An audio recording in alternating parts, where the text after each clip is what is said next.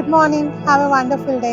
ప్రియ సహోదరి సహోదరుడా, దేవుడు భార్యాభర్తల అనుబంధాన్ని ఒక గొప్ప ప్రణాళికతో ఆయన నియమించాడు.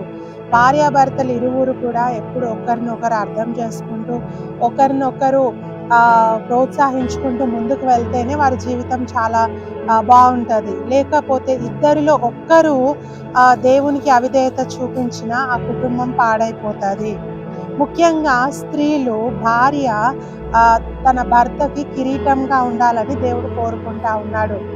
ఏ భార్య అయితే తన భర్తను అర్థం చేసుకుంటుందో, తన భర్తను ప్రోత్సహిస్తుందో, ఎంకరేజ్ చేస్తూ ఉంటుందో, అన్ని విషయాలలో సంతోష పెడతా ఉంటుందో, ఆ భార్య భర్తకి కిరీటంగా నిలబడుతుంది.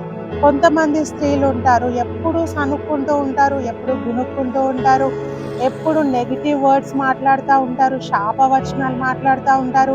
ఇంట్లో నెమ్మదిగా పరిస్థితులను ఉండనివ్వరు, ఉన్న నెమ్మదిని కూడా పాడు చేస్తూ ఉంటారు. అట్టి వారు భర్త ఎముకలకు పుల్లు అని వాక్యం చెప్తా ఉంది. ఈరోజు నీ భర్తకి నువ్వు కిరీటంగా ఉంటా ఉన్నావా, లేకుంటే తన ఎముకలకు పుల్లుగా ఉంటా ఉన్నావా? చాలా మంది భర్తలు బయటికి చెప్పుకోరు, కానీ వాళ్ళు లోపల బాధపడుతూ హార్ట్ పేషెంట్స్గా మారిపోతూ ఉన్నారు. చాలామంది సడన్ హార్ట్ అటాక్స్తో చనిపోతూ ఉన్నారు. బాధ అంతా లోపల పెట్టుకొని భరించి ఎవరికి చెప్పుకోలేక సడన్గా వాళ్ళు చనిపోతూ ఉన్నారు. కారణం ఏంటి అని అంటే ఇంట్లో నెమ్మది లేని పరిస్థితి.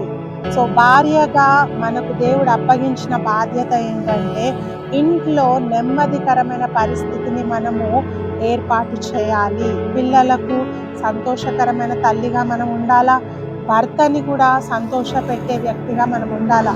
బహుశా వాళ్ళు టెన్షన్తో ఇంటికి వచ్చారేమో, నీ భర్త టెన్షన్తో ఇంటికి వచ్చాడేమో, బయట అంతా స్ట్రెస్తో ఇంటికి వచ్చాడేమో. తనని ప్రేమగా పలకరించి తనకు ఆహారం పెట్టడము, వాళ్ళకు ఇష్టమైన ఫుడ్ వండి పెట్టడము లాంటివి మనం చేసినప్పుడు కొంతైనా వారు ఊరట పొందుకుంటారు. కానీ నువ్వేం చేస్తున్నావు, నీకేమొచ్చు, అది ఇది అని నెగిటివ్గా కించపరిచే విధంగా మాట్లాడితే వాళ్ళ ఎముకలకు పుల్లుగా ఉంటాం. వాక్యం చెప్తా ఉంది, సామెతలు 12:4, యోగ్యురాలు తన పెనిమిటికి కిరీటము, సిగ్గు తెచ్చునది వాని ఎముకలకు పుల్లు.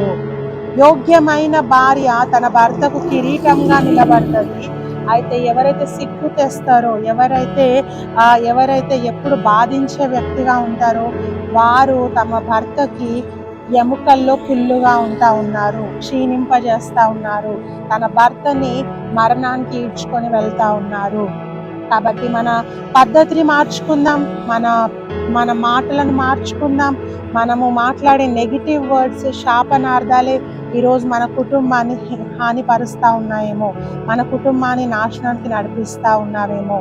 సో పద్ధతిని మార్చుకుందాం, మన బిహేవియర్ని మార్చుకుందాము. నీ భర్తకి నువ్వు ఒక కిరీటంగా ఉండాలి.